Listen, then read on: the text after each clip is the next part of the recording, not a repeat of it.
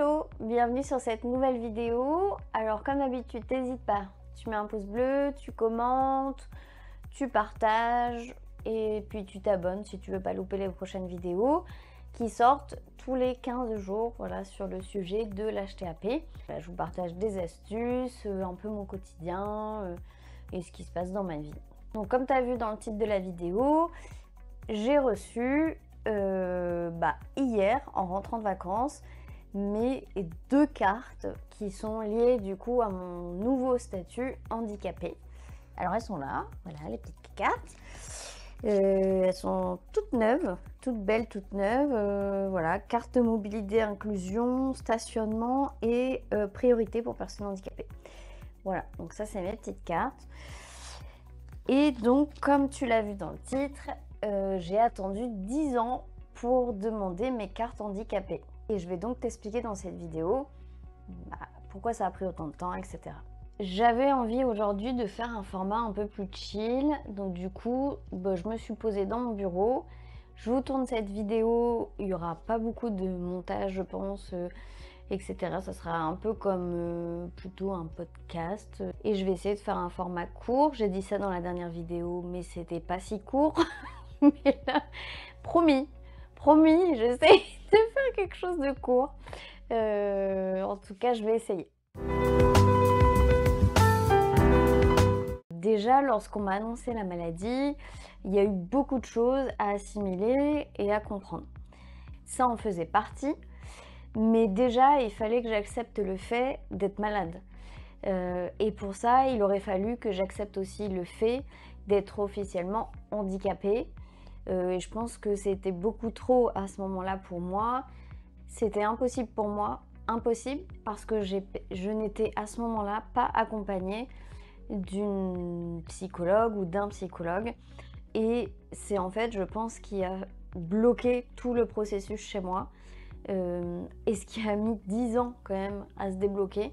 Donc c'est quand même pas rien, la prise en charge, la façon d'être aidée lors de l'annonce, d'accepter la maladie, etc. J'ai dû en fait faire le processus toute seule comme une grande pendant plusieurs années jusqu'au moment où je me suis fait aider. Je pense qu'à ce moment-là, on aurait dû me dire: vous avez donc l'HTAP, on va vous donner tel et tel traitement et vous aurez un suivi psychologique avec cette personne pendant X temps, 2 fois par semaine, pendant au moins 3 mois. Et puis ensuite, peut-être trouver un psychologue à côté de chez vous.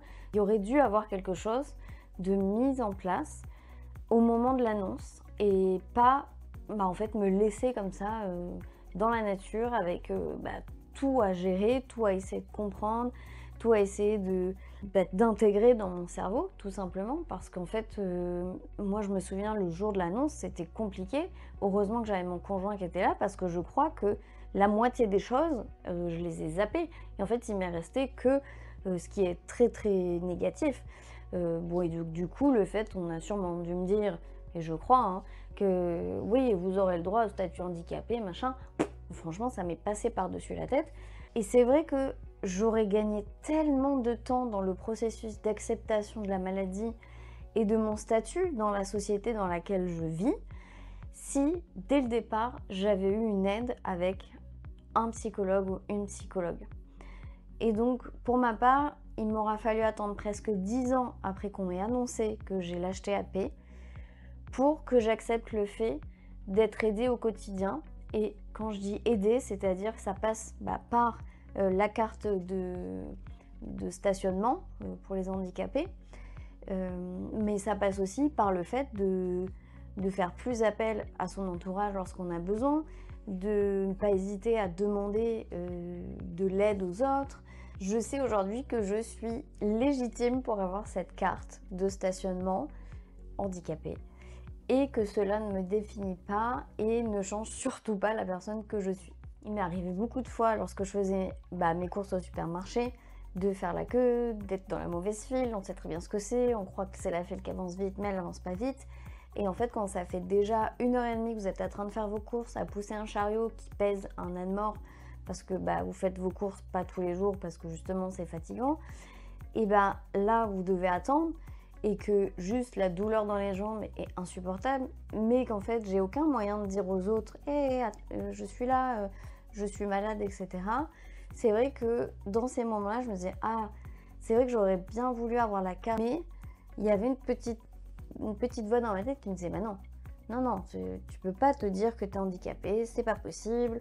Voilà, j'étais encore dans un déni complet. Un autre exemple, c'est quand j'ai des rendez-vous médicaux et franchement, faut dire ce qui est entre, moi, c'est vrai que j'essaie d'avoir un suivi régulier, je consulte dès qu'il faut, et cetera. Donc j'ai déjà 2 médecins spécialisés qui me suivent, le généraliste, j'ai une kiné aussi qui me suit, j'ai un ostéopathe. Enfin, il y a beaucoup de choses autour de moi, au niveau, médecine ou médecine parallèle, on va dire, pour m'aider à contrer les effets de la maladie, mais aussi les effets secondaires des médicaments. Parce qu'il y en a malheureusement et il faut faire avec. À chaque fois que je dois me rendre à ces rendez-vous, c'est toujours, enfin en tout cas dans ma ville, de me dire: «Oh là là, il va falloir que je trouve une place». Donc souvent, il faut que je parte au moins une demi-heure, 3/4 d'heure avant pour avoir le temps de pouvoir faire le tour dans la ville pour essayer de trouver une place. Et souvent je vois les places handicapées, je me dis: «Oh là là, mince, non mais si j'avais cette place handicapée, déjà je perdrais pas autant d'énergie dans ma journée à faire ces trajets en voiture qui sont encore plus longs et encore plus fatigants. Je ne serais pas garée à 1 kilomètre de là où je dois aller. Enfin, en fait, ça facilite vraiment la vie. Alors, je vous dis ça, mais je vous dirai hein, dans le temps. Mais je pense que voilà, ces moments-là où en fait c'est simple, hop, je vais, il y a une place, et en fait je sais que je peux me garer et que j'ai le droit de me garer dessus. Parce que maintenant je sais que j'ai le droit. Et puis un dernier exemple, parce que nous à Nice, on a des parkings souterrains et des fois ça va jusqu'à -6 étages. Et bah quand il y a l'ascenseur, j'ai envie de dire c'est pas très grave. Mais quand il n'y a pas l'ascenseur, que vous êtes en plein été, que les parkings sont full et donc vous êtes obligé d'aller au -6 pour vous garer, bah parce que vous n'avez pas le choix, il n'y a pas de place aux étages du dessus, et qu'il faut monter les 6 étages, du coup ça devient une épreuve sportive quoi.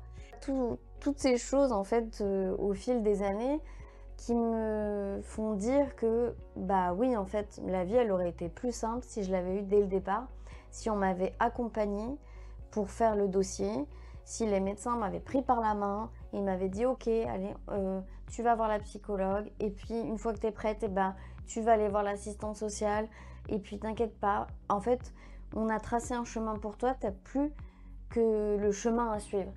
Et bah non. Et du coup, on est 10 ans plus tard et ça s'est pas passé comme ça. Si jamais voilà, tu regardes cette vidéo, bah, n'attends pas autant de temps que moi pour faire tout ça. Va voir le psy, travaille sur ça, sur l'acceptation de la maladie, et puis fais ta demande de carte de stationnement. C'est pas ça qui va définir qui tu es.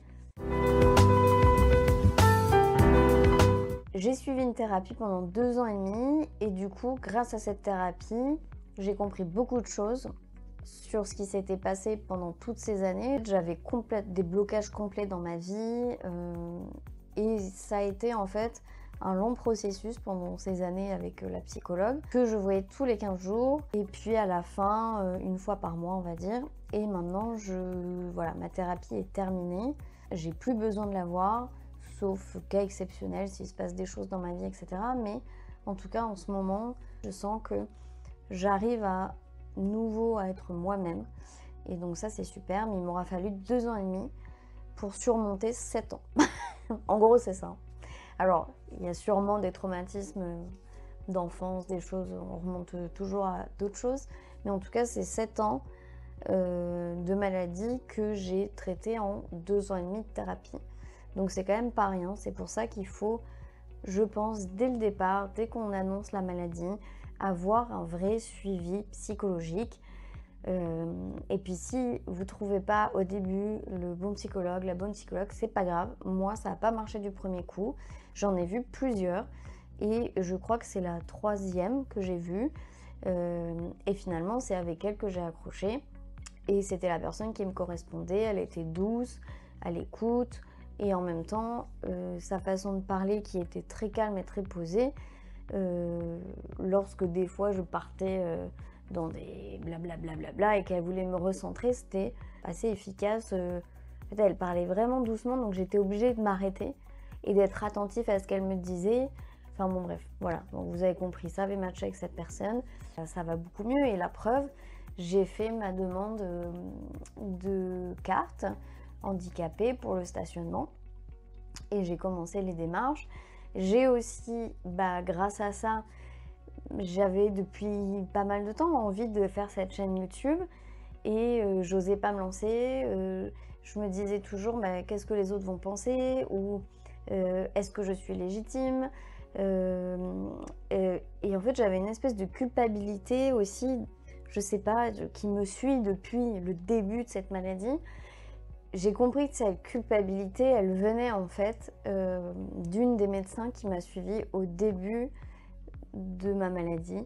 Je ne vais pas m'étendre sur le sujet aujourd'hui, je ferai peut-être une vidéo dédiée à ça un jour parce que je pense que c'est vraiment important qu'on comprenne.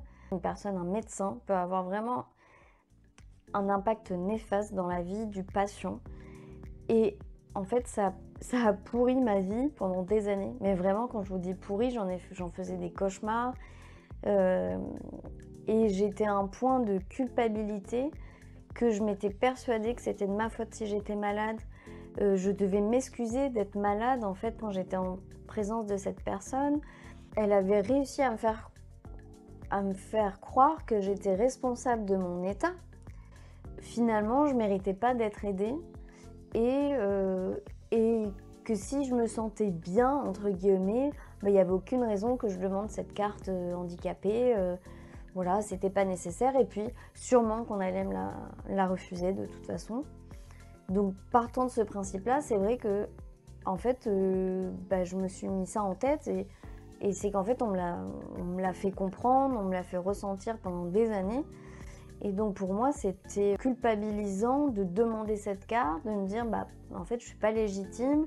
Heureusement, au bout de 7 ans, et on va dire qu'en fait de toute façon j'ai pas eu le choix, c'est-à-dire que mentalement j'étais bloquée. J'étais bloquée au point de plus pouvoir sortir de chez moi, de plus pouvoir rien faire. Donc il a fallu que j'aille consulter. Mais franchement, en fait, je souhaite à personne de connaître ça. C'est un sentiment d'avoir l'impression de plus maîtriser son mental, son corps, de se dire mais en fait je sais pas ce qui se passe, c'est plus moi, je me reconnais plus, c'est hyper dur. Et en fait, je suis arrivée vraiment à ce point-là de non-retour où j'ai pas eu d'autre choix que d'aller consulter une psychologue et d'avoir cette thérapie profonde que j'ai fait pendant 2 ans et demi. Mais j'aurais tellement préféré avoir dès le départ quelqu'un à qui parler, etc. Imaginez pendant 7 ans ruminer la même chose, les mêmes pensées, se refaire des scènes. J'avais tout le temps, je me souviens quand j'allais voir mon ostéopathe, j'avais tout le temps mal ici, tout le temps. Il me disait mais ça, ici c'est la culpabilité. Il me le disait à chaque fois, Et moi je disais culpabilité, mais pourquoi et tout. Et il a fallu cette thérapie pour que je comprenne d'où venait ma culpabilité. Et en fait, aujourd'hui, je sais que je n'ai aucune raison de culpabiliser de quoi que ce soit. Au contraire, aujourd'hui, je suis malade. J'ai pas choisi d'être malade. Et je pense que les gens qui ont ma maladie non plus, et ceux qui ont d'autres maladies non plus, on n'a pas choisi. Donc, ça ne peut pas être quelque chose qui nous fait culpabiliser, en fait.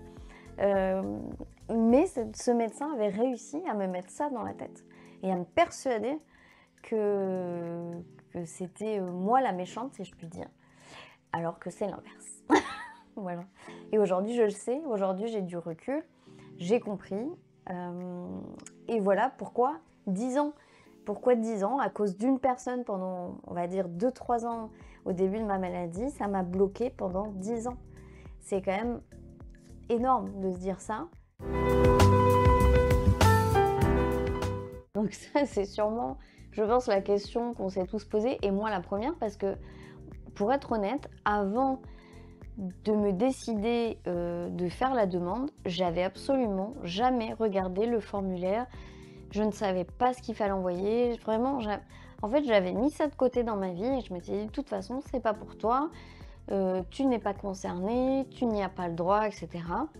on va te refuser la carte de toute façon parce qu'on me l'avait dit en fait. Donc moi, c'était ancré dans mon cerveau.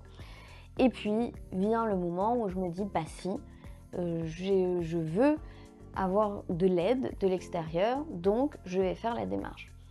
Et bah finalement, le plus simple, je me suis dit, il faut demander à la personne qui a les connaissances.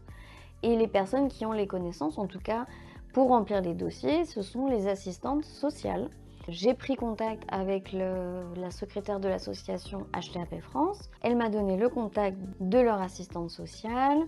Je vous mettrai les infos, les contacts et tout ça. Je vous mets tout en barre d'infos de toute façon, hein, les liens vers les formulaires, enfin, etc. Mais quoi qu'il en soit, il faut se faire aider d'une assistante sociale. Je pense que c'est la base. Parce que sinon, on a vite fait en fait de oublier un papier, mal remplir un papier, ne pas comprendre la question qui a été posée sur le formulaire. C'est quelque chose en fait qui est nouveau. Alors je pense que si vous refaites une demande par la suite, peut-être dans 4 ou 5 ans, parce que la date de validité de la carte ne sera plus bonne, vous aurez déjà fait le processus une première fois, vous n'aurez peut-être pas besoin d'avoir une assistante sociale. En tout cas pour la première fois, moi je pense qu'il faut avoir de l'aide d'une personne compétente. Elle va vous permettre par rapport à votre situation, c'est-à-dire si vous travaillez, si vous êtes étudiant, si vous n'avez pas d'emploi, si vous êtes marié, si vous avez quelqu'un qui vous aide au quotidien. Enfin, en fait, c'est plein de choses à prendre en compte. Si vous avez des enfants, enfin bon, bref, il y a plein de choses à remplir ou à ne pas remplir parce que vous n'êtes peut-être pas concerné par la situation. Elle, en fait, elle va avec vous reprendre toutes les étapes. Mais en tout cas, vous allez vraiment remplir comme il faut, comme on attend que ce soit rempli, en fait, pour que ce soit compréhensible lorsque le dossier arrive entre les mains de la personne qui va s'en charger. Parce que nous, on n'a peut-être pas les bons termes, on n'a peut-être pas les bonnes choses qu'il faut écrire, etc. Donc c'est bien d'avoir de l'aide de quelqu'un qui s'y connaît. Au niveau des délais, ils avaient noté sur le site et sur le document que j'avais reçu, où il y a un accusé de réception en fait du dossier, c'était noté 4 mois de délai. Et bah franchement, ils étaient à un tout petit peu moins de 4 mois, c'est-à-dire que je m'étais noté la date, c'était un vendredi et j'ai reçu leur courrier le mercredi. Donc autant dire que franchement, c'était le délai. Voilà, c'était 4 mois, un tout petit peu avant, mais en tout cas, bon, pas de retard, ça c'était bien. J'ai eu une acceptation de mes demandes dès mon premier formulaire. Et je crois avoir vu passer sur plusieurs groupes de patients qu'il y en a qui ont eu des refus. Donc c'est pour ça que c'est important en fait, je pense, pour perdre le moins de temps possible en fait dans les démarches, dans les renvois de documents peut-être, etc. de faire dès le départ votre dossier à fond. Donc après 4 mois de délai, il m'a fallu encore attendre 3 semaines pour avoir mes cartes reçues par la poste. C'est les cartes mobilité inclusion stationnement et comment qu'elle s'appelle l'autre priorité pour personnes handicapées. Voilà. Et moi j'ai une validité du coup sur les 2 cartes jusqu'en 2029. Donc du coup c'est une validité de 5 ans. Voilà. Je me souviens aussi avoir mis un document avec je sais pas combien de pages qui expliquait ce que c'était l'HTAP. J'essaierai de retrouver les infos. Et je pense que ça a aidé vraiment parce qu'en fait, la plupart des médecins qui vont recevoir le courrier et étudier votre dossier, s'ils ne savent pas ce que c'est l'HTAP, au moins là, ils savent noir sur blanc c'est quoi l'HTAP, c'est quoi les contraintes, c'est quoi tous les traitements qui existent. Les contraintes de ces traitements, c'est vraiment assez complet. Je pense que ça aide beaucoup aussi dans le dossier.